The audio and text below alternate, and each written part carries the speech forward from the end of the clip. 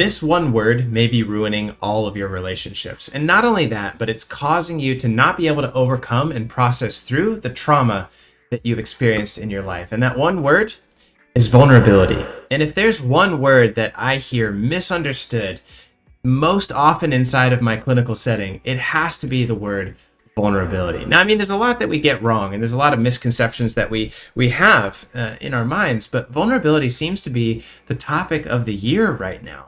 And there's a lot of conversation about it in relationships. We know that being vulnerable is an important part of our relationships. I mean, listen, far be it from me to criticize others for watching trashy TV, because last night I was watching a couple episodes of Too Hot to Handle, which, if you haven't seen it, is one of the best trash reality TV shows that's out there. They were talking about, like, I struggle to be vulnerable, and that's why I only look for sex in relationships, and that's why I focus on that. And I would listen to this as well as listen to the conversations I have with my clients, and they misunderstand completely this idea of vulnerability, and it threatens and it keeps people back from being able to actually have healthy and satisfying relationships. So Jesse, what do you mean? Hi, I'm glad you asked. Welcome back to the channel. My name is Jesse Lyon. I'm a licensed counselor and a trauma hypnotherapist who helps people break past and interpret the meanings of their subconscious mind so that way they can live their lives in the way that they are meant to live. And this vulnerability comes deep within our subconscious. And deep within our subconscious is this definition that when I'm vulnerable, I'm inviting pain into my life. That is incorrect.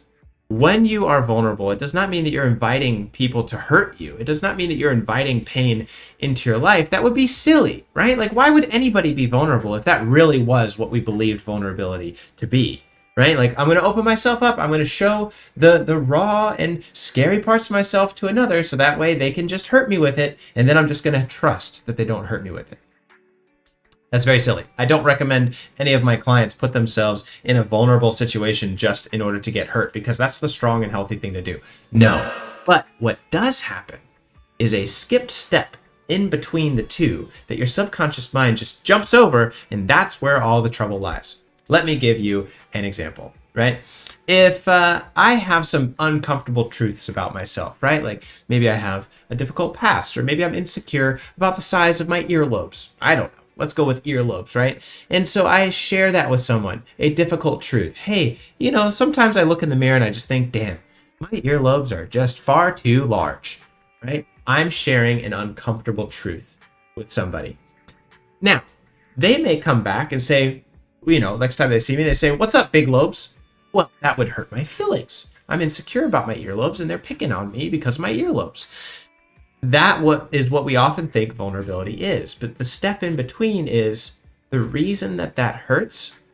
One, because people being mean hurts. But two, the larger reason that hurts is because they are verbalizing the truth that I am struggling to accept about myself. The reality is we could take a tape measure, right? We could take one of those little things, that you kind of open up and you measure with a little number, yes, you have earlobes that are this size. And we could compare the size of my earlobes to the average size of the earlobes of an American male in Florida, right? And then we could objectively say, well, your earlobes are very large, Jesse. I would just need to accept that. That is truth. But it might be difficult because with that truth comes this opinion that, well, I'm not attractive because I have big earlobes. Or even deeper, which is probably more likely, because I have big earlobes, I'm not going to find a fulfilling sexual romantic relationship. Now, you see, that doesn't follow. I may have big earlobes, but I can still find somebody to love and enjoy and be with. In fact, somebody may like a dude with larger lobes. You know what I'm saying? That's where the unconscious mind jumps to. And that is the real issue here. So then when this person that I've shared this difficult truth with says that, what I'm actually hearing them say is, you're going to be alone forever, Jesse. Not true. And not the attack that they're actually saying. And so this is where a lot of the bullying comes from. This is where a lot of the trauma comes from. And this is why we struggle to recover from it. Because when somebody repeats back to us a truth that we're struggling to accept about ourselves because of the false lie we believe about it, we feel that our vulnerability has gotten us hurt, and so we close up. The truth is, I am what I am. And the more that I can accept that I am what I am, and the reality of that, the more resilient I'm going to be. And so I wonder, I wonder if the focus needs to be less on vulnerability and more on honesty and resiliency, more on self-love with the truth of who I am. This is the correct way to use vulnerability. So let's follow it up. That's what's wrong with it, but what's right about it? The correct way to use vulnerability is the more that I can be honest with those people that I love and care about the difficult truths of myself, the greater my connection and relationship with them is going to be. The more that I'm going to model for them that they can also open up and we can share the truth, right? You know, when you're passing somebody on the street, very little vulnerability there, right? Hey, good morning. How are you? I'm great. Good morning. How are you? Oh, I'm good. Thanks. See you later. Classic exchange. It means nothing. It's just pleasantries, right? I'm not actually sharing about the struggles of my day, and I'm not expecting them to share about the struggles of their day. There's nothing wrong with that. It's just social construct, right? But if I want to build an intentional and deep relationship with somebody, I'd be like, hey, actually, yeah, this morning I woke up and I just felt a little bit off. You know, I'm kind of insecure about some of these things. And, you know, I just don't know if my finances are going to work out or if this new person that I'm dating is going to work out. That's a difficult truth. I don't know if those things are going to work out in my life, and I'm sharing them with somebody that I care about. Now, here's the other part of it. When somebody is mean to those things, well, it hurts no matter what. But let's say that it hurts this much. When they're mean about those things and I also believe them, it hurts this much.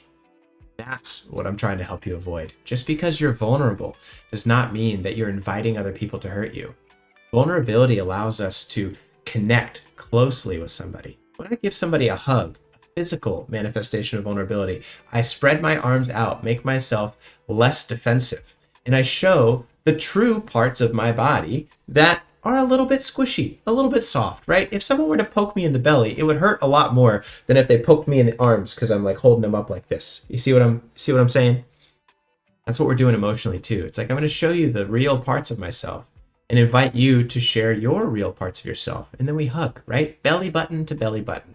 And I share those soft and squishy parts of me with the soft and squishy parts of you. That's the foundation of romance. That's the foundation of friendship. It's the foundation of connection and love. Now here's what you don't do. Not everybody gets to see Jesse's belly button. Not everybody gets to touch the squishy parts of what I am emotionally and physically as a person. And so on top of this idea of vulnerability, on top of this idea of resiliency, is this idea of boundaries. Not everybody deserves the squishy parts of me. That's not because the squishy parts of me are bad. I think it is an assumption that we often make. Well, the squishy parts of me are bad, that's why I hide them. No, you hide them because they're extra special. And they only deserve to be seen and heard and cared for and connected to by those who deserve it. So if someone's going to be an asshole, I'm not going to share those sensitive parts of me with them. I am going to share it with my friends, though. Sometimes friends make mistakes. That's true. I need to remember to be strong and confident in my self-assessment that all parts of me are okay. It's what I do with them that can be good or bad. But all parts of me are good. They're healthy. They're there for a reason. It's my job to learn how to appreciate them. So listen, it's a topic that I see often misunderstood in counseling, and I hope that it brings some life. I hope that it brings some self-acceptance into your life. Vulnerable, be strong, be resilient, have good boundaries. Let me know what your thoughts are in the comments below, and I'll see you in the next video. Bye.